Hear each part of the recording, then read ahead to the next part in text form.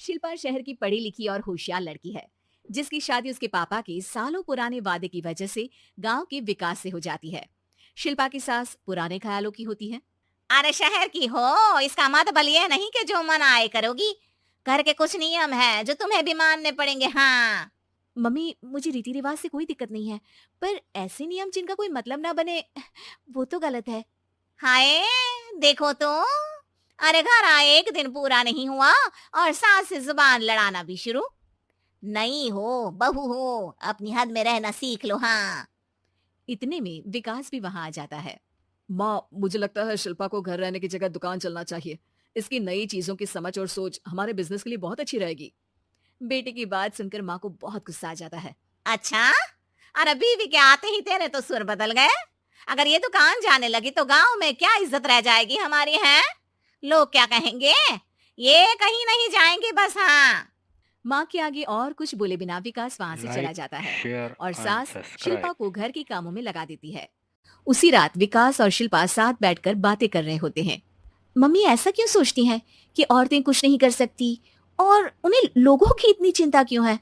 पापा की डेथ के बाद माँ ने दुकान संभालने की कोशिश की थी, पर लोगों ने उल्टी सीधी बातें सुनाकर उनका आत्मविश्वास इतना गिरा दिया कि वो कुछ कर ही नहीं पाई और सोचने लगी कि शायद औरतें ये सब कर ही नहीं सकती। इसलिए उनसे भी नहीं हुआ। लोगों की यही तो दिक्कत है, उन्हें अपने से ज्यादा दूसरे की जिंदगी में स्वाद आता है। वैसे लोग जिनसे डरते हैं ना, उन्हें ही तोड़ने की कोशिश करते हैं। आप फिक्र मत करो, मम्मी की सोच बदलने का तरीका है मेरे पास। और अगले ही दिन से शिल्पा अपनी सास की सोच बदलने और लोग क्या कहेंगे के डर को खत्म करने की जद्दोजहद में जुट जाती है। मम्मी, आपको पता है गीता बबीता, अरे जिनके ऊपर दंगल फिल्म भी बनी है, मैं फिल्म बिल में नहीं देखती। हाँ। वो हरियाणा की लड़कियां हैं, दोनों रेसलर हैं। उन्होंने जब ये शुरू किया था ना, तो लोगों ने बहुत बातें बनाई, बुरा भला बोला, मजाक भी बनाया, लेकिन उन्होंने ना किसी की सुनी, ना अपने ऊपर से विश्वास खोया और ना ही हार मानी। और देखो आज किस मुकाम पर है।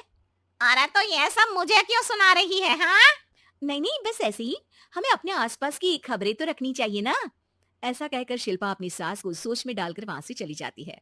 अब शिल्पा हर दिन दुनिया के अगेंस्ट अपनी हिम्मत से सक्सेसफुल बनने वाली लड़कियों की कहानी अपनी सास को सुनाने लगती है। इसी तरह कुछ समय बीत जाता है।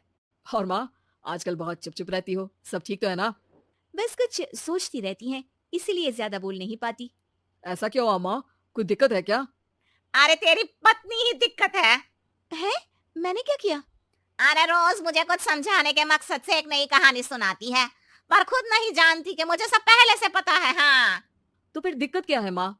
लोग क्या कहेंगे? अरे उनका तो काम ही है कुछ ना कुछ कहना। आप ये सोचो कि उन्हें नजरअंदाज करके हम साथ मिलकर किस ऊंचाई पर पहुंच सकते हैं। बेटी और बहू की बातों से सोच में पड़ी माँ वहां से चली जाती है। अगली सुबह सबसे पहले तैयार सास आवाज लगाकर बेटी और बहू को बुलाने लगती है। अरे कहाँ सोते पड़े हो दोनों।